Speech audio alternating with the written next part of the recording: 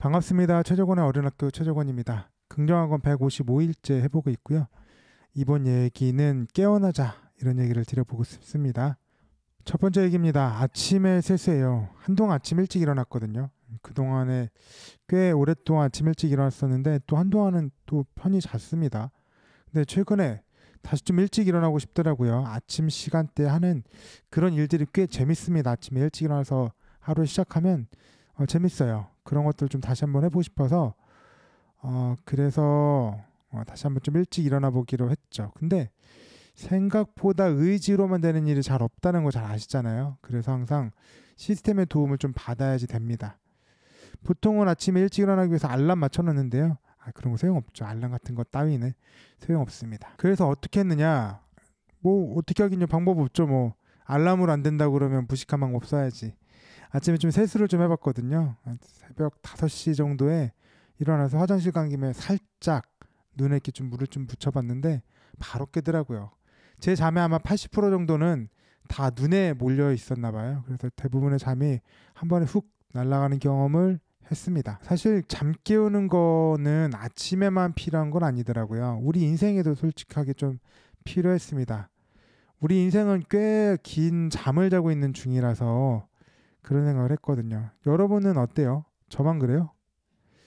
1년 365일 중에 며칠 정도를 내가 꿈꿨던 걸로 직접 행동하시는 삶을 사세요? 아마 작심 3일이니까 1월 1일, 1월 2일, 1월 3일 정도까지는 그래도 노력을 해보고요. 그 이후로는 쉽지 않죠. 제가 계산해 보니까 99.2일 정도를 제가 꿈꿨던 거를 행동하지 않고 0.8일 정도 되더라고요. 365일 중에 3일 정도는. 그 정도로 거의 못하고 사는 겁니다. 제 인생의 대부분의 시간을 잠자는 시간으로 활용하고 있구나 그런 생각이 들더라고요.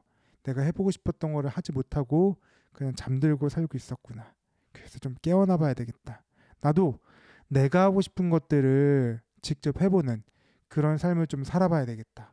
1년 365일 중에 그래도 3일은 너무 작지 않을까? 한 열흘이나 20일이나 한 달 정도라도 한번 해봐야 되지 않을까? 라는 생각을 좀 해봤습니다. 제가 옛날에 욕을 썼거든요. 수신제가 치국 평천하 라고 해서 자기재개발이랑 이렇게 연결해가지고 글을 한번 써봤는데 수신 자기개발 단계다. 제가 스스로 부자가 되었다 느끼는 단계다. 치국 금전적으로도 부자이지만 마음으로도 부자인 단계를 노력해보겠다 라고 해서 수신제가 치국 평천하라는 글을 좀 썼었는데 일단은 내가 어떤 거를 하기 위해서는 매일매일 아침에 눈을 뜨고 회사에 출근하고 뭐 이렇게 하는 것처럼 매일 나를 좀 깨워야 되는 작업을 해야 되지 않을까 라는 생각을 했습니다. 그래서 세수를 하는 그런 행동을 뭐 자기계발 이렇게 불러주셔도 되고 수신 이렇게 불러주셔도 되고 긍정학원, 비전보드, 미라클 모닝 이런 다양한 이름으로 부르는 행동들이 바로 내가 나의 인생에서 잠을 깨기 위한 그런 행동이 아닐까 이런 생각을 해봤습니다.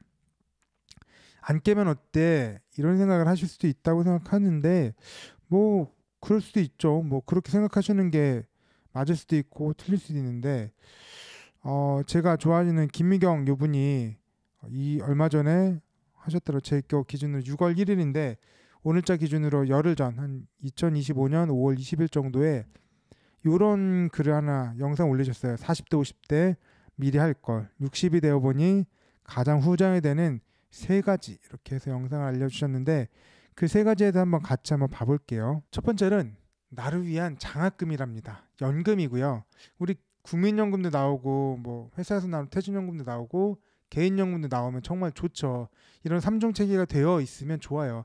국민연금으로 최저생계비를 하고 그 다음에 회사 퇴직금으로는 퇴직연금으로 플러스 알파 조금 더 풍족한 생활을 하기 위한 그런 걸 하고 맨 마지막에 나오는 개인연금으로 조금이지만 내가 나를 위한 투자를 생활비도 아니고 조금 더 플러스 알파의 생활도 아니고 그냥 조금 더 나오는 돈이 있어가지고 내가 그냥 매달 이 정도 돈 2, 30만 원 정도는 꾸준하게 나를 위해서 투자할 수 있는 돈 이런 것들을 만들어 놓으면 너무 좋겠다.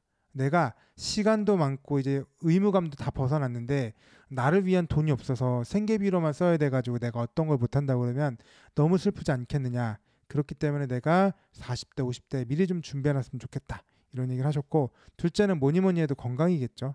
세 번째는 60이 됐다고 하던 일이 끊겼다고 갑자기 내일에 팍 생기지는 않는다는 거예요. 여러분은 뭐 지금 내가 잘하는 게 뭐 있으세요? 지금 하고 싶은 게 있으세요? 그런 게 대부분은 잘 없더라고. 저는 잘 없더라고요. 간신히 찾긴 했는데 이것도 꽤 많은 시행착오를 해보고 범위를 줄이고 압축하는 과정을 통해서 찾아냈습니다.